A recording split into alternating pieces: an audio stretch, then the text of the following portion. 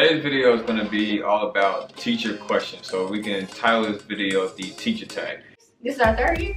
Yeah. This is our third year teaching. We went to college for 4 years. Marcel went to Valdosta State. I went to Tuskegee. I have about 30 students in each one of my classes. I have like 200 kids. What's your favorite online resource? I know it sucks as an answer, but Google. You know, I don't have like a specific like. Is that a resource? Go to this website. Google, yeah. Okay.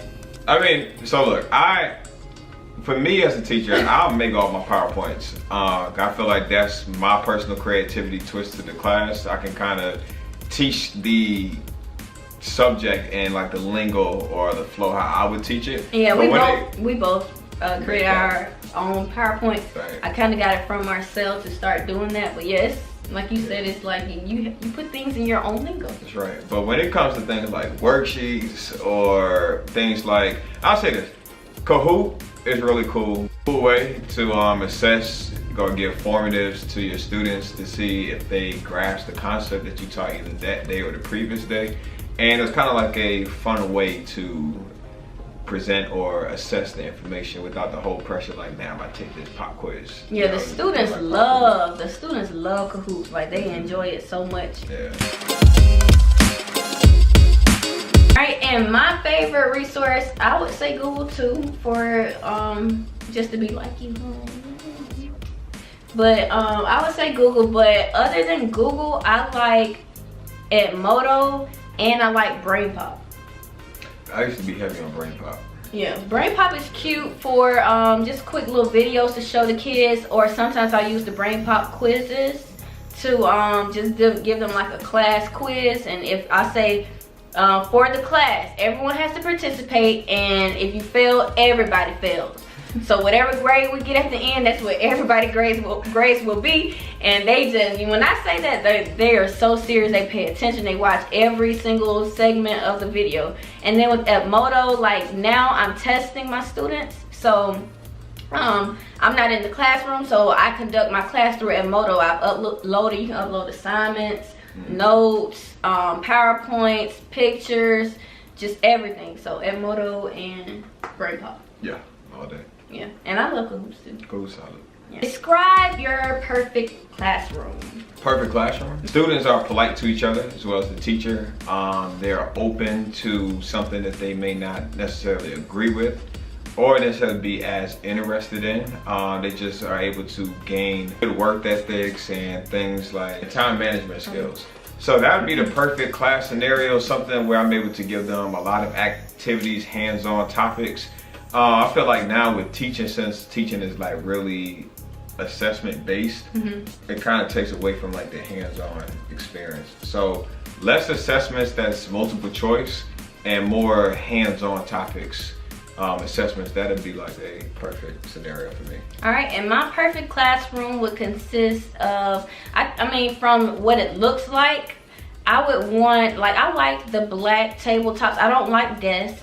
So my perfect classroom would not have a desk, and it would have about 20 students in it, and it would have a Promethean board, and the students would be, they'd be themselves, but they would be respectable to each other. Yeah. The way my classroom is set up, I always tell them, once you walk into this room, you are a part of a family. You're a part of whatever subject I'm teaching that year.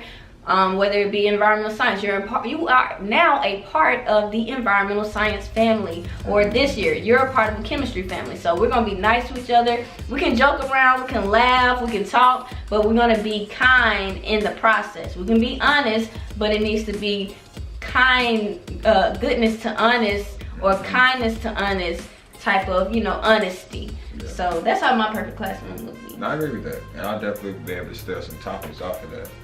Next question is, what is your favorite part about teaching? You want to start with that first? Okay. All right, so my favorite part about teaching is you get to basically impact students' lives, and you get to be a positive influence. And my third thing is we get so many breaks. Breaks are really good. Is that bad? No, breaks are solid. I can't wait for a break. Right. When breaks pop up, I'm like the happiest teacher alive. All right. My favorite thing about teaching is one, being able to connect to all of these students.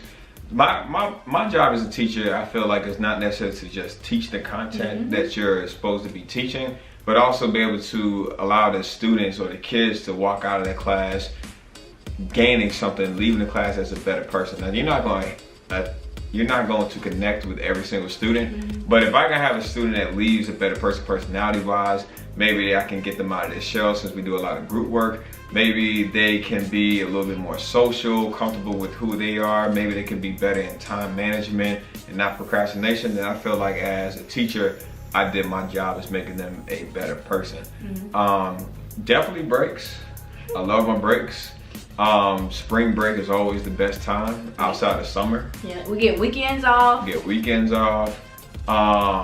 Teaching is really great. Yeah. Teaching is really great. But on the flip side of things, which is the next question, is what is your least favorite thing about teaching?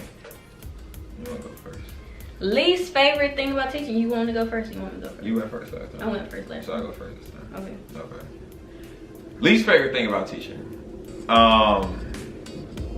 Definitely, I feel like at times that I'm just teaching the students towards the test. I don't like that.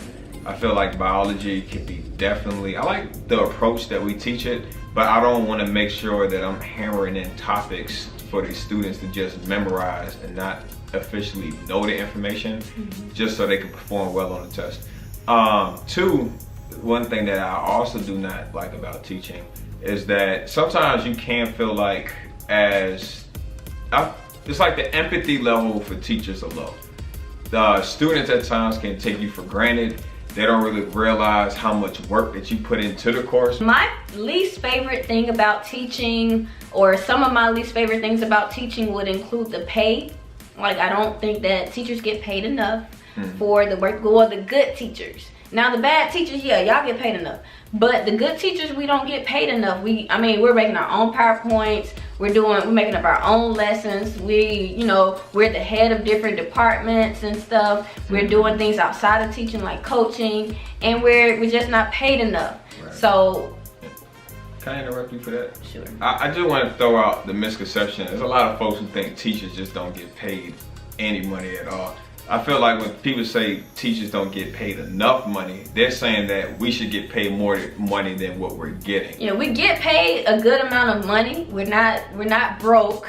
It's not like a meager, profession. Yeah, folks, and then the higher up you go, or the more education you have, the higher you will be paid. Right. But at the same time, starting off, teachers are making like half of what other professionals are making. Now, master's degree, with your education levels, like if you have a master's, you get paid more. So we have a master's degree, so we get paid more than bachelor degree individuals, and then you have your specialists and your doctorates. Yeah. But teacher pay, it should be more for the good teachers. You should get paid based on how good of a teacher you are, and it should be more.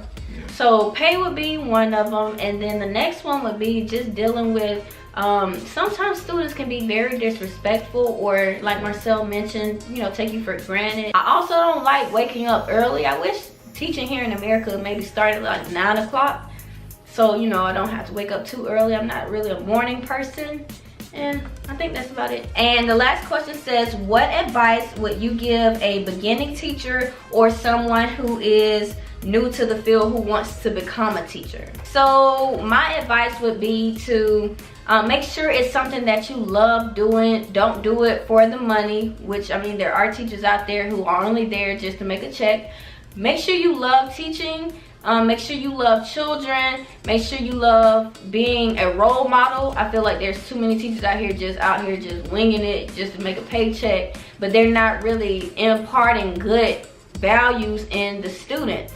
And another thing is to make sure you do your best to be the best at what you do. So that means, if you're a biology teacher, make sure you know your stuff. Don't be up there teaching and you barely know what you're teaching.